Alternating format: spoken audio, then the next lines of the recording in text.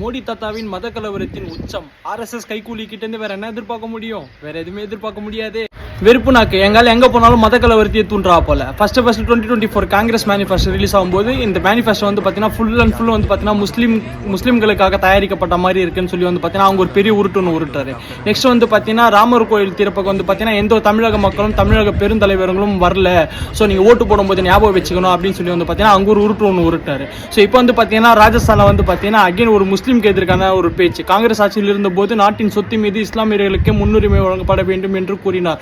இது வந்து பாத்தீங்கன்னா எவ்வளவு கேவலமான ஒரு மத கலவரம் பண்றதுக்கான ஒரு தலைவர் தெரியுங்களா? ஸோ 77 ஆண்டு சுதந்திர இந்த வரலாற்றுல ஸோ இந்த மாதிரி வந்து பாத்தீங்கன்னா மத கலவரம் பண்ண தலைவர்களை வந்து பாத்தீங்கன்னா இந்தியா பார்த்ததே இல்லைங்க. பாத்தீங்கன்னா இவ்வளவு ப்ராப்ளம் இருக்கு, இதுக்காக ஒரு சொல்யூஷன் சொல்லி வந்து பாத்தீங்கன்னா ஓட்டு வாங்க முடியல. பட் மனுஷன் என்ன பண்றானுங்கன்னா இந்த ஓட்டு பிச்சை கேட்கறதுக்காக இந்த இந்து முஸ்லீம் இந்த மக்கள்கிட்ட இருந்து பிரிவு